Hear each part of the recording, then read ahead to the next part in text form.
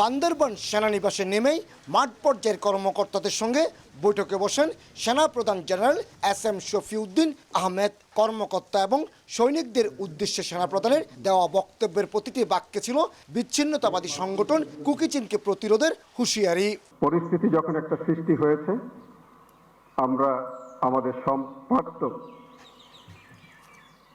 শক্তি দিয়ে এটাকে মোকাবেলা করব এবং আমি দৃঢ়ভাবে বিশ্বাস করি যে বাংলাদেশ সেনাবাহিনী এটার জন্য যথেষ্ট ক্যাপাবল এবং আমরা সম্পূর্ণরূপে পাহাড়ে শান্তি নিশ্চিত করতে পারব।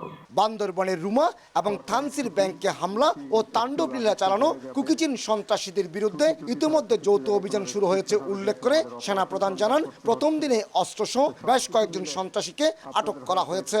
শান্তি আলোচনা চলার মাঝেই কুকিচিনের এই হামলাকে কোনোভাবে মেনে নিতে পারেননি তিনি। তাই যৌথ অভিযানে অংশ নেওয়া কর্মকর্তাদের আরও কঠোর হওয়ার নির্দেশনা সেনাবাহিনী প্রধানের।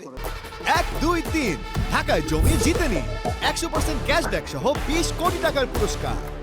গতকাল রাত্রে কিন্তু কিছু সন্ত্রাসীকে ধরতে সক্ষম হয়েছে আমাদের আইন শৃঙ্খলা বাহিনী এবং কিছু অস্ত্র উদ্ধার করেছে।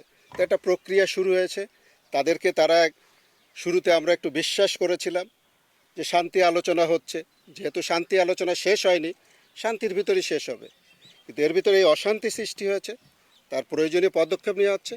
ইনশাল্লাহ জনগণের ভিতর শান্তি ফিরে আসবে এবং দেখতে পারবে যে এই সন্ত্রাসীদের কোনো জায়গা বাংলাদেশে না। বাংলাদেশ সেনাবাহিনীর যে দায়িত্বগুলো পালন করা, বিশেষ করে যৌথ অভিযানে নেতৃত্ব দেয়া, সেইগুলো আমরা অত্যন্ত পেশাদারিত্বের সাথে করতে পারবো বলে আমি দৃঢ়ভাবে বিশ্বাস করি। এই সময় বাংলাদেশ সেনাবাহিনীর ঊর্ধ্বতন কর্মকর্তারা উপস্থিত ছিলেন। সেনাপ্রধান জেনারেল SM শফিউদ্দিন এমন এক সময় বান্দরবান সফরে আসতেন যখন পুরো বান্দরবান শহর একটা আতঙ্কের নগরী, ভয়ের নগরী। তবে তিনি সেই ভয় কাটাতে চান, সাধারণ মানুষের মধ্যে আবার স্বস্তি ফিরিয়ে আনতে চান, আর সেজন্য সেনা সদস্যদের সর্বোচ্চ ত্যাগ করারও অঙ্গীকার করান।